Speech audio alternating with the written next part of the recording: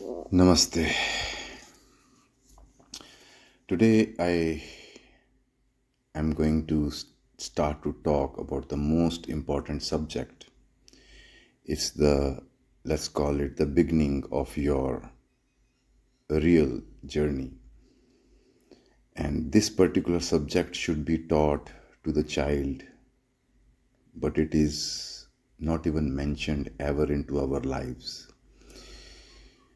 It is ignored, and because of lack of this education, each child, each human being, each adult suffers all their life.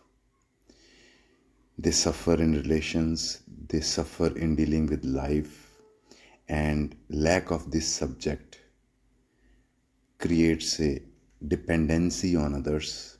It creates a dependency on concepts. And this subject has no course into any education system. Even in spirituality, it is ignored, even if it is touched in a very roundabout philosophical way, not as a matter of fact.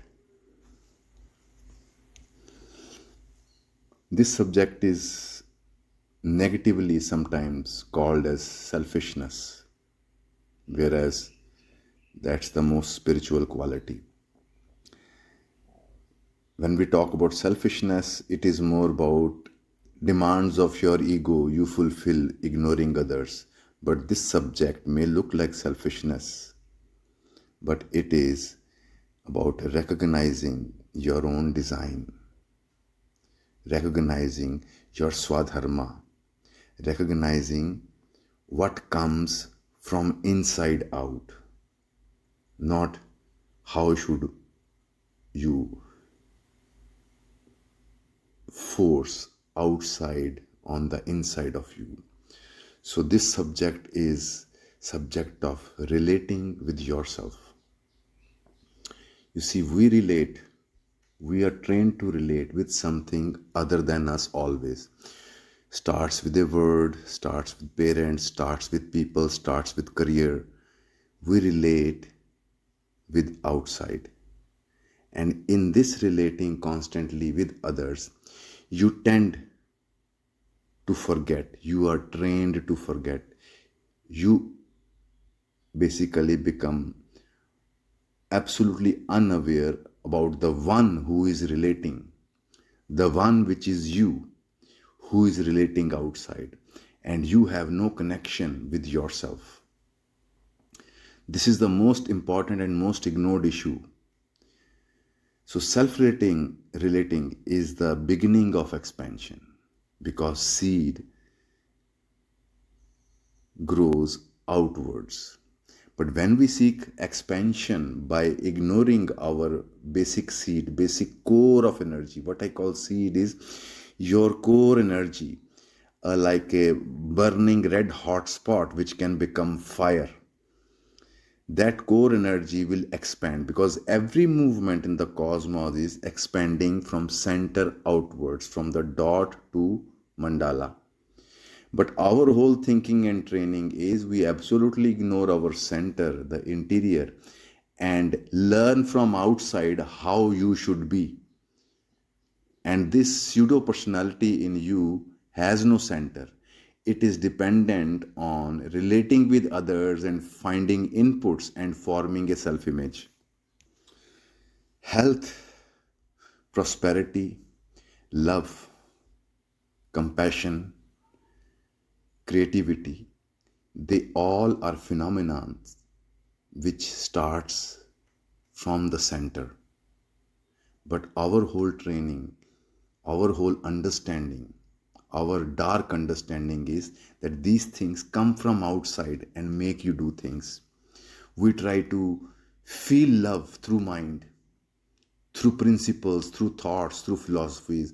We try to feel peace from outside. But whereas prosperity, which everybody wants, they do not realize that prosperity is a growth of your center expanding outwards. Creativity is again expansion of the core of your energy, of your seed, into a tree, into a flower or into a fruit. So this subject of self-relating is very important. Self-relating implies that you become aware as a feeling about how your interiority responds to things, because this interiority is your design of life, which is intuition.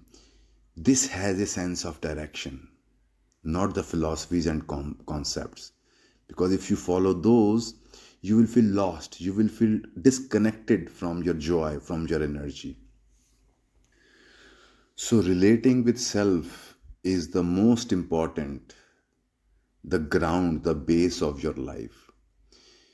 If you look around in your life, your dependencies on other people is because you cannot relate with yourself. You have no self understanding. You need others to tell you how you are.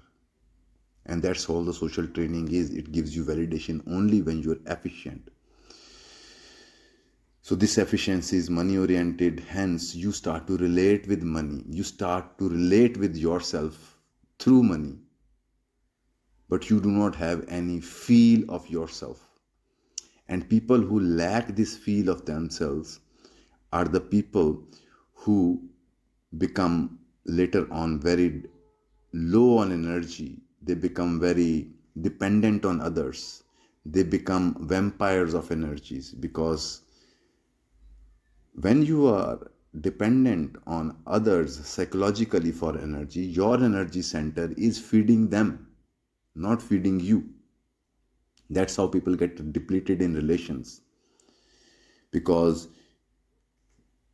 for example, meditation is a way to relate with yourself, sitting with yourself and feeling yourself.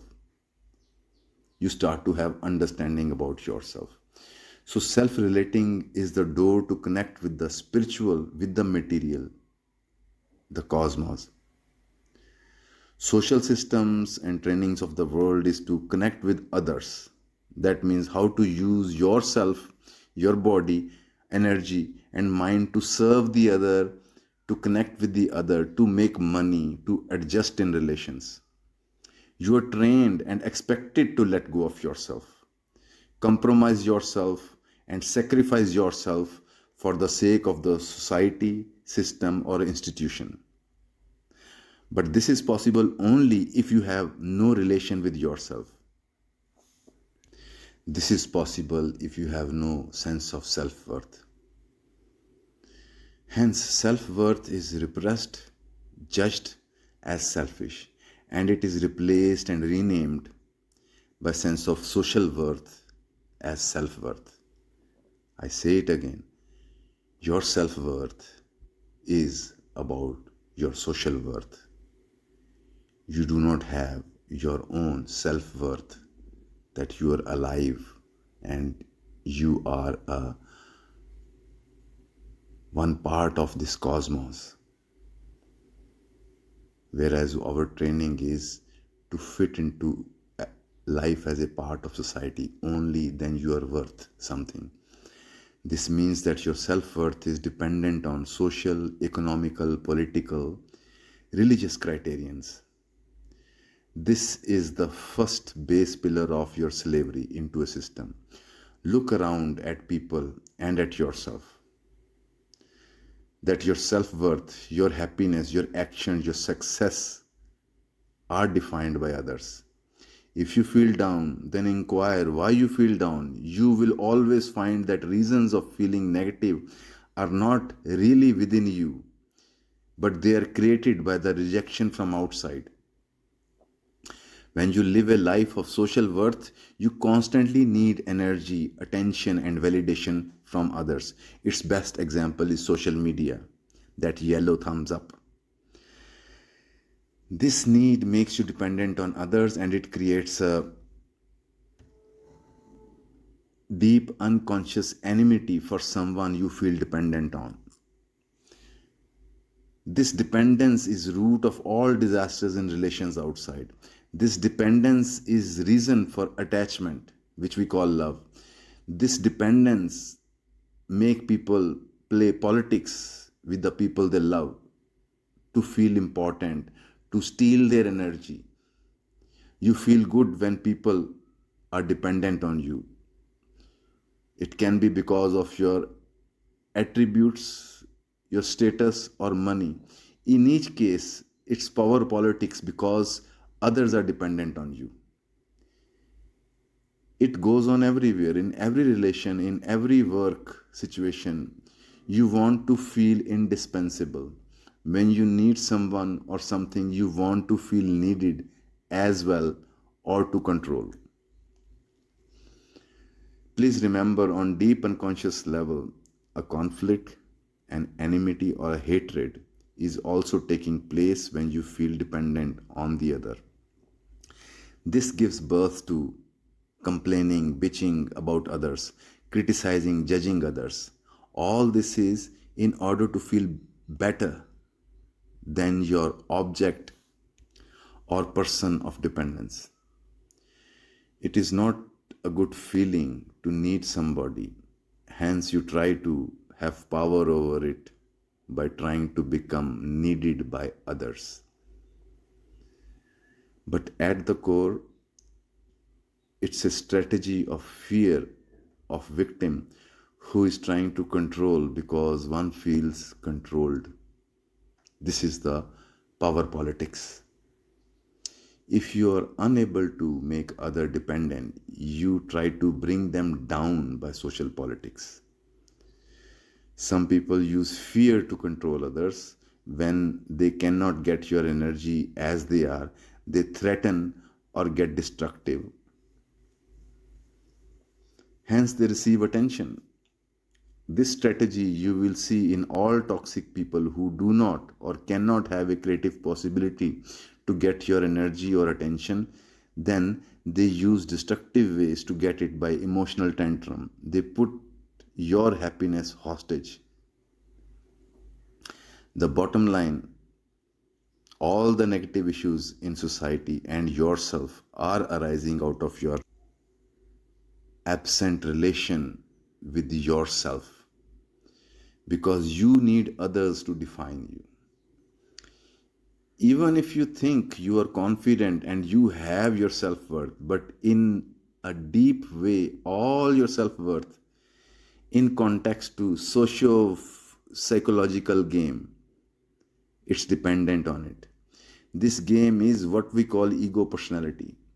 Your name, your profession, your relations are coming from outside. Things you know about yourself are mostly told by others or in context to others. Even when you say, I do not need anybody or give a fuck about anything, but still your independence is based on denial of your dependency, not the acknowledgement and appreciation arising out of your relation with yourself and life. You need somebody to say no to have your freedom.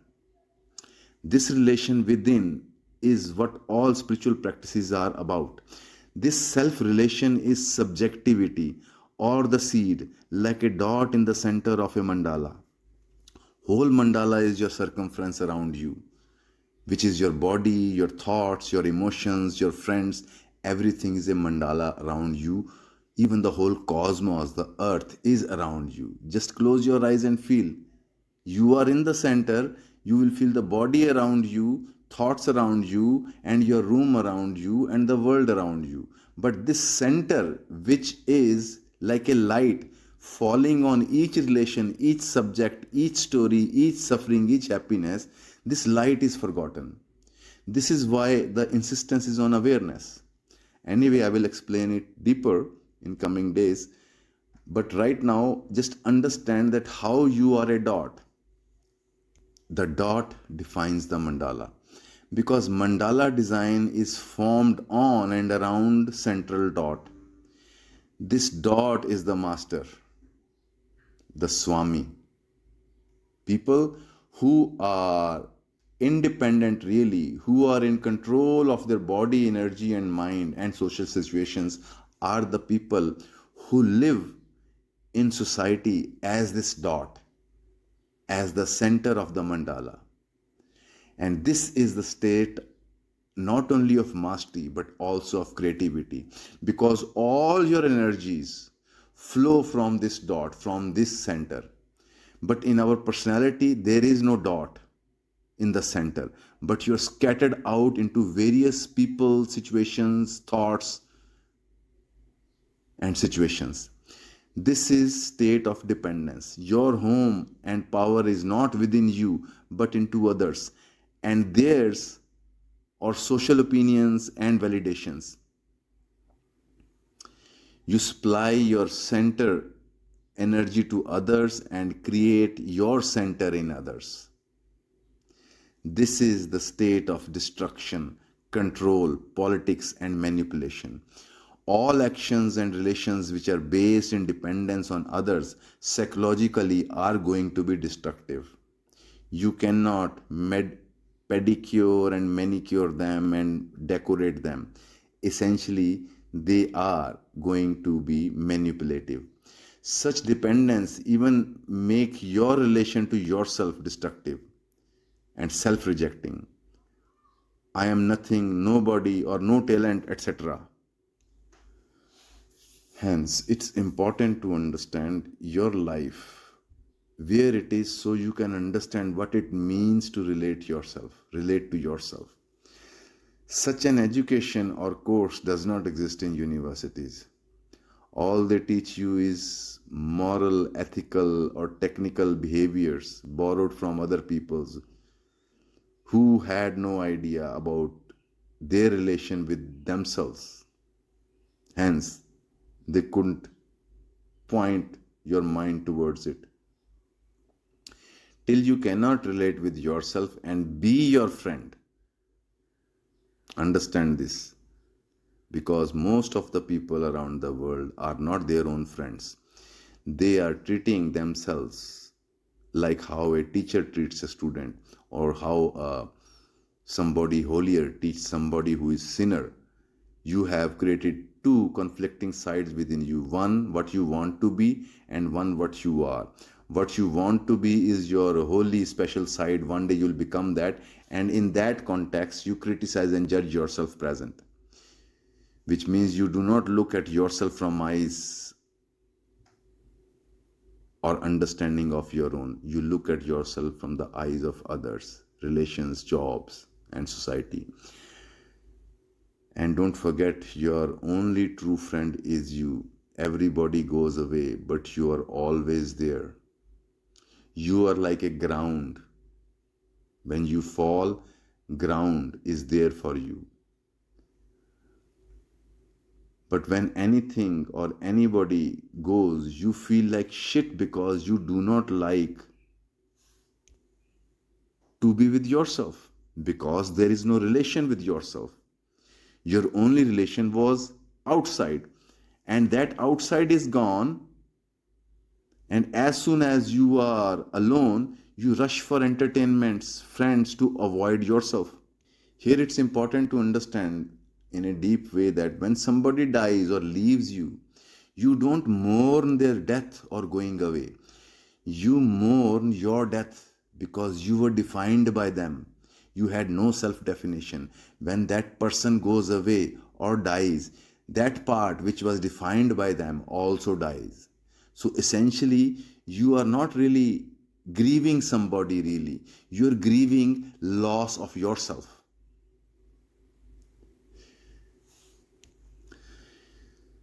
So, what needs to be done to come to your power is you need to learn first the pain of being yourself.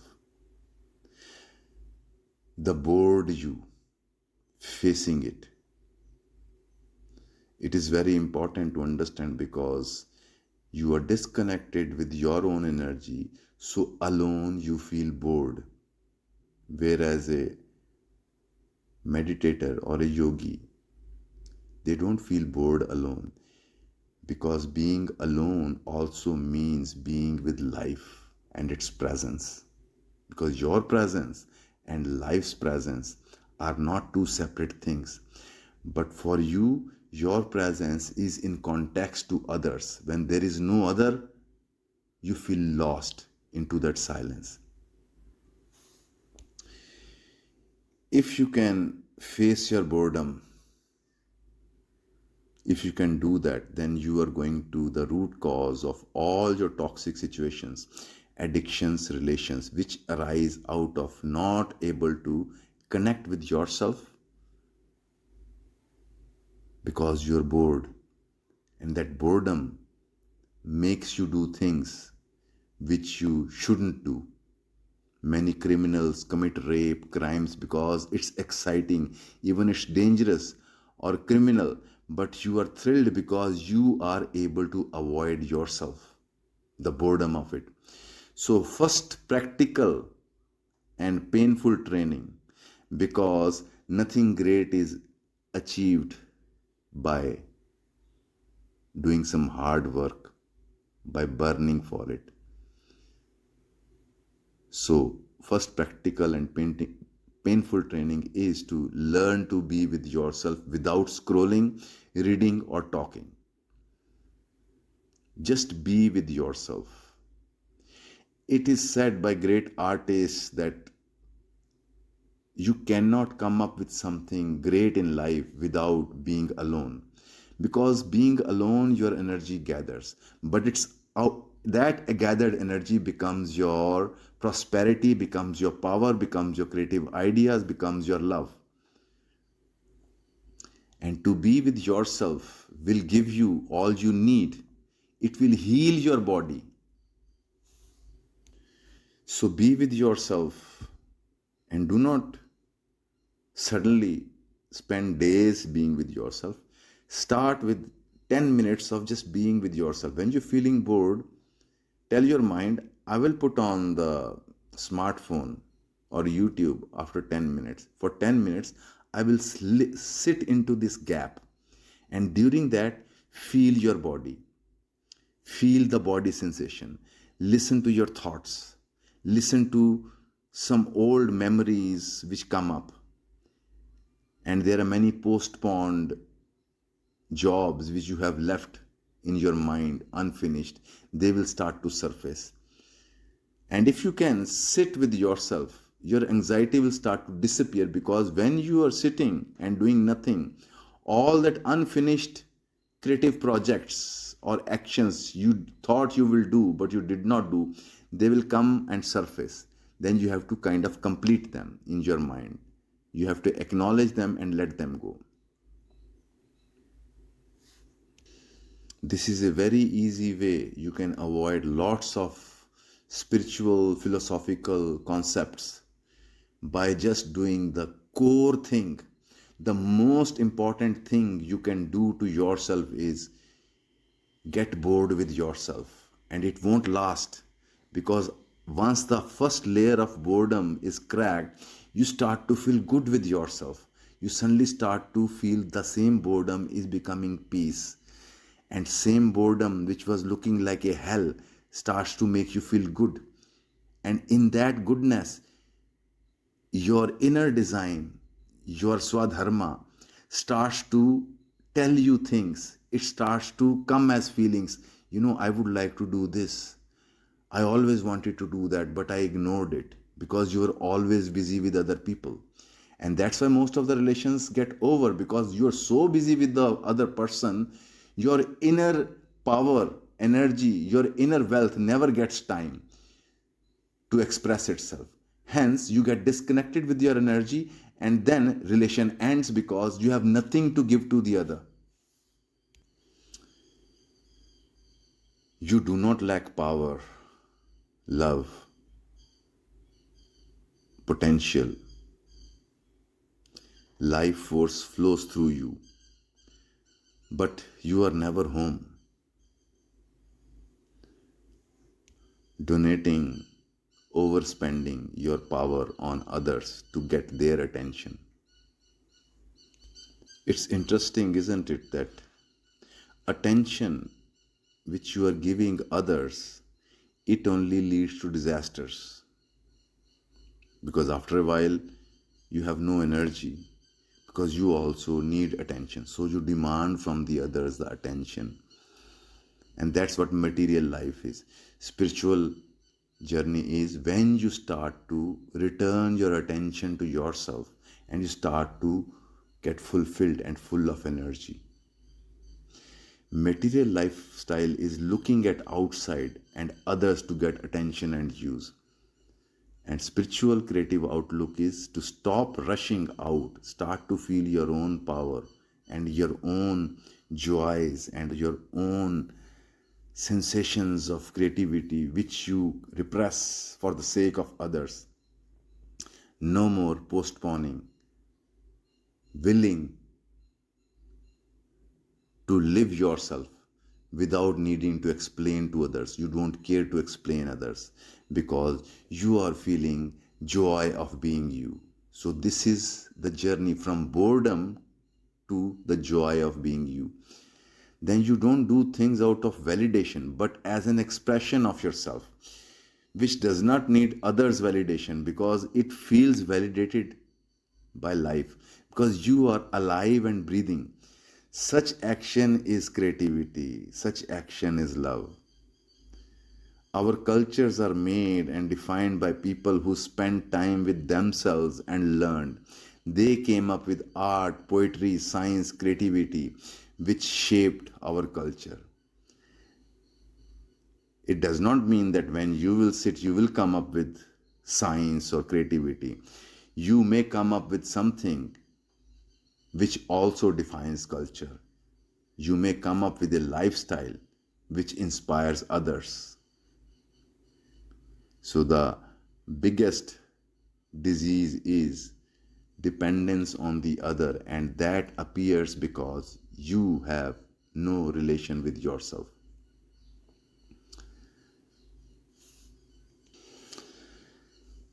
About relating with yourself, you're already into the process, which is writing your 3-4 pages. It's about learning your mind.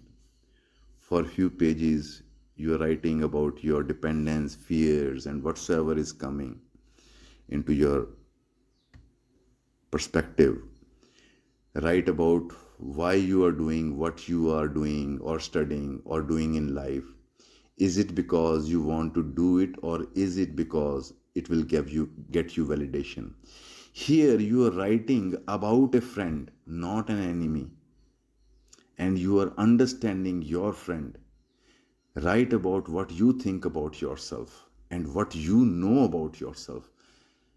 Find out what is it that you know is yours and what is it which is told by others, kind of recorded into you. Ask yourself what you believe about yourself, your career, your relations, your image. Is it yours or told by others from childhood? Also write about what you feel about your body, about your emotions, what you feel about your mind. In this area, you will come up with words of others. Ask yourself, have you really felt anything without giving it a name or opinion or telling others, but just feel and have first hand experience of your own body and energy? Have you felt have you felt your energy without naming it or rejecting it in the name of emotions or judgments? Have you felt your sensuality? Have you actually felt your sexuality or you rush to release it or to look into pornography or fantasize? Have you actually felt how does it feel in the body, the electric vibrational feel? Have you felt your attraction for somebody without having issues or judgments, but just feeling the vibration of energy without indulging or rejecting? This is the first step to move from others to yourself. That who is this in you? Who is feeling this? Who is sad? Next, we will discuss how to relate to your body, energy, and mind from inside, not from outside as a critic, but lover of life. This is being true human, and human This life, this body for a human is sacred. Rest comes later, because without this body, you cannot have any body. Hence, that is your first, most dearest friend, relative, and lover. For cosmos, your body is its expression and creativity. To come in touch with your power and creativity, you have to become friends with your own energy, with your own body. Then whole life starts to support you, because life is alive. It knows how you feel about your life, and life around you, it starts to respond to you. Otherwise, right now, life is responding only to your toxic thinking, because you're sending out those kind of vibration of self-rejection, needing other. Have you heard anybody saying, I need myself? Very mature people say that, or even recognize that. Many times you suffer in relations, you do not recognize the need that you need yourself. Not other relation, not other situation, not some entertainment. You need yourself. You need to be with yourself and feel your life. So if you start to appreciate your body, life as a gift, not mistake, then life starts to show you ways. But you should be willing to follow life. That means willing to change. I say again, willing to change. Because as I told you before, you are a process, not a product. When you are a product, you move out to sell yourself. But when you are a process, you flow with yourself. So willing to change, not following the stagnant state of mind, but following a live state of your energy flow.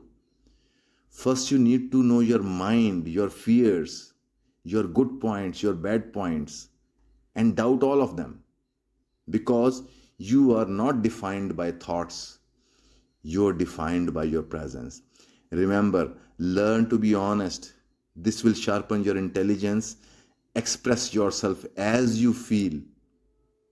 So be honest in writing. Do not play good boy or bad girl or bad boy or good girl. Express, write, question, doubt, all the things you believe which are limiting you. Intelligence is to be able to see the truth, and creativity is to apply that truth in your life. But that's possible if you are not afraid to see the truth of yourself. That means not afraid of things which hurt you. That means not lying to yourself. Only then, with such a clear mind, you can let your swadharma, the design of life for you, can express. But right now, it's burdened by outside pressures. You need to roar and dare to be yourself. Don't overlook what you feel and want. Not focus only on what others feel or want. It's about real life. That means it's about you, the one which is breathing in you. That's your best friend, lover, companion, the Shiva himself, the Shakti itself, which is you. Right now, you are your own enemy. The mind which was supposed to serve your life is repressing its own roots to create plastic flowers of social behavior. You can forget about fruits, because fruits happen when roots are watered, not when leaves are sprinkled with water.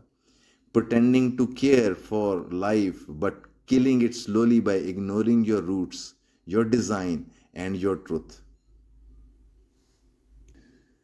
May you have courage to let go of what is going and old. May you have courage to become new and welcome new you. Relating with yourself is relating with river. Its beauty is in its flow.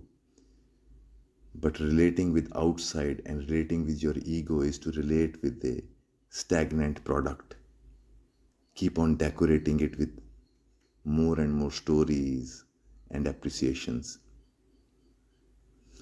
And another thing which I would like you to do is that second part of relating with yourself, that in the night when you lie down or during the day, whenever you have time, especially in the night, just start to feel your body, travel through your whole body, from your feet to the lower legs to upper legs to your belly to your pelvis. Just feel from inside. Don't think, just travel through your body and feel the sensations, how your leg is feeling, how your chest is feeling. And you will notice that such a practice, it really integrates your energy back into the body. Otherwise, when you go to sleep, you're mostly in your thoughts, you're absent from your body. So make it a point to be present in the body. So this is the basic for this whole coming process. And this basic is your biggest power. So enough for now. Hari Om. Namaste.